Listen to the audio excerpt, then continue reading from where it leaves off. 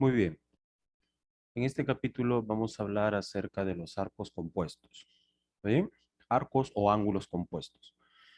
Cuando hablamos de ángulos compuestos, estamos hablando de un ángulo que puede ser representado por la suma o la resta de dos o más ángulos.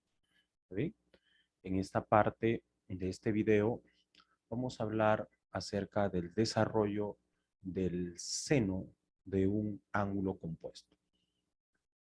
Para eso vamos a partir del seno de A más B. Ahí tenemos el ángulo compuesto, dado que está representado por la suma de un ángulo A y un ángulo B. ¿Cómo se desarrolla esto? Se dice que el seno de A más B es igual a seno de A por coseno de B, más seno de B por coseno de A. Entonces, lo que nosotros acabamos de hacer es desarrollar el seno de A más B. Pero, ¿cómo es que llegamos a esta conclusión? ¿Cómo es que el seno de A más B se debe de desarrollar de esa manera? Entonces, vamos a aplicar una idea de cómo es que llegamos a esa conclusión. Para eso, voy a partir de un triángulo que se me ha ocurrido dibujarlo de esta manera. Ahí está.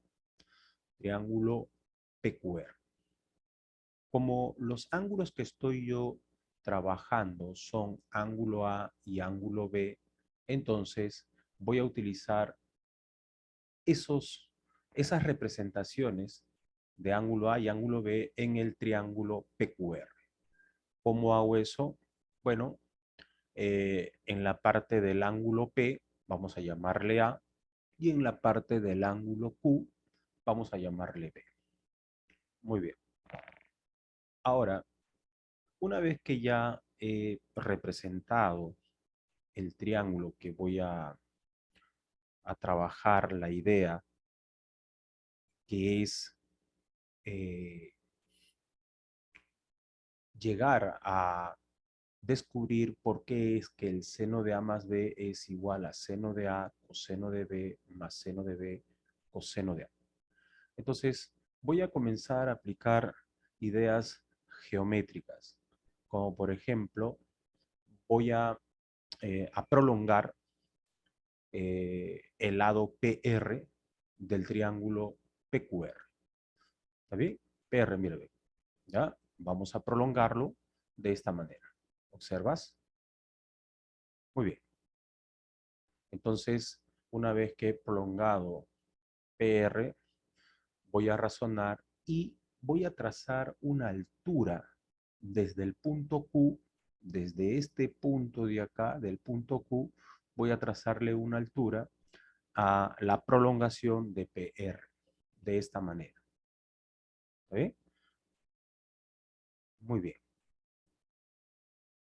Bien, ahora, ya tenemos entonces eh, esa figura que se acaba de formar prolongando PR y trazando la altura QM. Entonces ahí tenemos varios triángulos que vamos a ir analizando.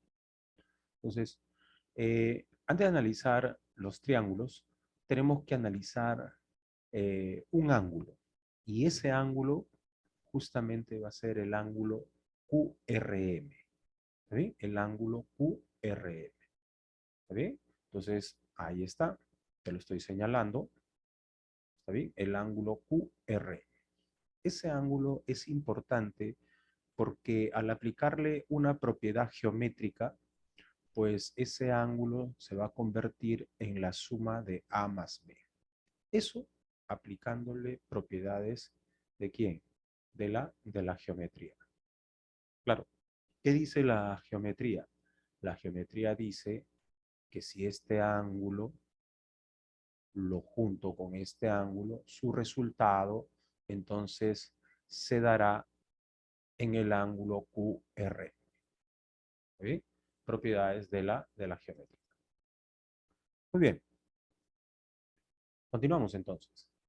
Ahora, dado de que estamos trabajando con lados, triángulos, entonces vamos a utilizar medidas. Pero como acá no tenemos ningún valor, ¿está bien? Voy a utilizar entonces una variable. Razonando, a QR lo voy a llamar M. Observa dónde está QR. ¿Está bien? Esa línea de ahí, esa línea que está indicando la flecha, vendría a ser QR. A ese QR le vamos a llamar o le vamos a poner como medida M. Listo, ya está. Entonces, a QR le hemos puesto una medida que es representado por la letra M. Ahora, como ya tenemos esa medida, a partir de ahí yo puedo analizar eh, los triángulos. Y justamente uno de los triángulos que voy a analizar va a ser el triángulo rectángulo RMQ. Observa ahí cómo lo voy a seleccionar. ¿Observas? Ahí lo estoy seleccionando. Muy bien. Entonces, como ya estoy concentrado en el triángulo que voy a trabajar, pues ahí voy a aplicar una propiedad muy conocida como es una resolución de triángulos. ¿Está bien? Y QM va a ser igual a M seno de A más B. Como acabo de comentar, lo que acabo de aplicar ahí en ese triángulo es la propiedad de resolución de triángulos rectángulos. Muy bien. Continuamos entonces. Eh, Luego de haber hecho ese análisis, vamos a concentrarnos en el siguiente triángulo, en el triángulo PRQ. En ese triángulo lo que voy a hacer yo es trazar la altura RH. Observa, triángulo PRQ. Triángulo PRQ, lo que vamos a hacer es trazar la altura RH. ¿Sí? Y ahí lo voy a trazar, mira. ¿Estás viendo? Muy bien.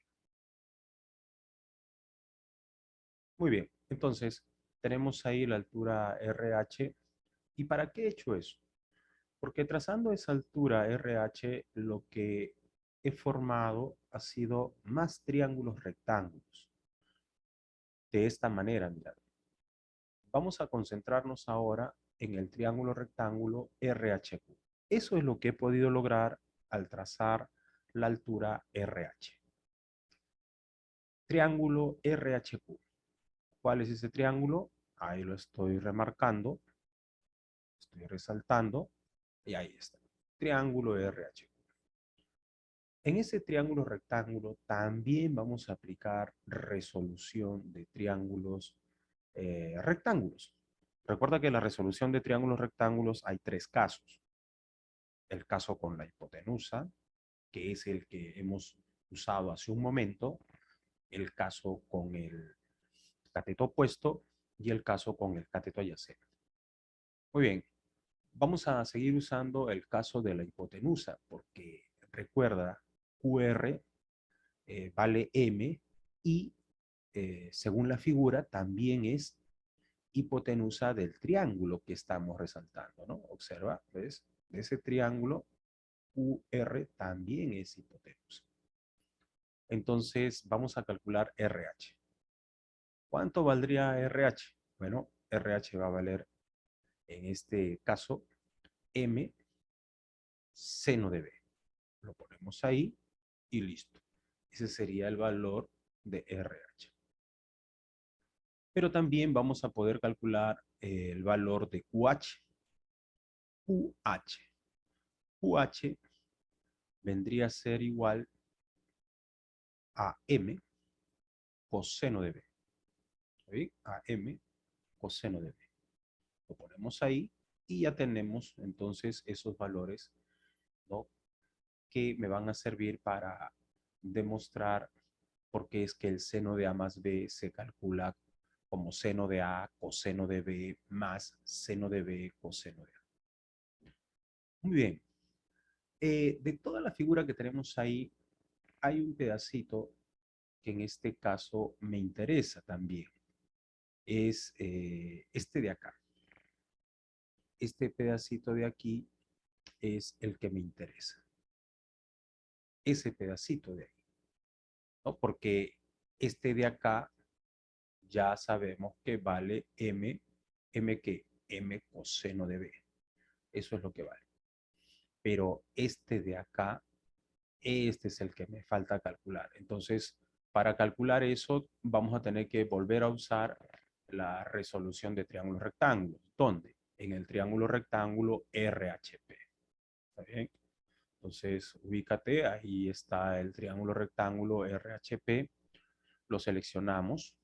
¿Está bien? Ahí está, lo estoy seleccionando. Ahí vamos a trabajar para calcular el pedacito de lado que me faltaba, que era pH. Muy bien. Como te indicaba, vamos a usar la resolución de triángulos rectángulos y hay tres casos, con la hipotenusa, con el cateto opuesto y con el cateto adyacente. El caso que vamos a usar para hallar pH va a ser el caso del cateto opuesto. Observa que el cateto opuesto aquí es M seno de B, el cateto opuesto. ¿Okay? Muy bien, entonces, si tenemos cateto opuesto M seno de B, entonces vamos a decir de que pH va a ser igual a M seno de B por, en este caso, la cotangente de A. ¿Está bien? Eso respetando la resolución de triángulos de acuerdo al caso que corresponde. Listo, entonces ponemos ahí M seno de B cotangente de A. Ya está, ya lo tenemos. Muy bien. Como ya tenemos entonces prácticamente todo lo que necesito para el seno de A más B, vamos a continuar entonces para llegar a la conclusión que queremos. Muy bien. Recuerda que todo lo que hemos aplicado está basado en propiedades geométricas y propiedades de resolución de triángulos rectángulos estudiados en la trigonometría. Muy bien. Continuando, vamos a decir lo siguiente. Si analizamos nosotros, vamos a enfocarnos en el triángulo rectángulo PMQ. Vamos a seleccionarlo. Mira, triángulo rectángulo PMQ. Vendría a ser el triángulo total, el triángulo grande, ¿no? PMQ. Entonces, en ese triángulo PMQ vamos a tener un ángulo muy importante. En este caso vendría a ser el ángulo A. ¿Está bien? El ángulo A. Entonces, si él es el ángulo A, este de acá vendría a ser su cateto opuesto.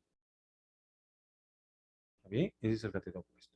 Y todo esto de acá vendría a ser su hipotenusa. ¿Está bien? Entonces, ¿qué se puede hacer? Se puede calcular el seno de A. ¿Cómo calculamos el seno de A? El seno de A sería cateto opuesto sobre la hipotenusa, que es m seno de B cotangente de A más coseno de B.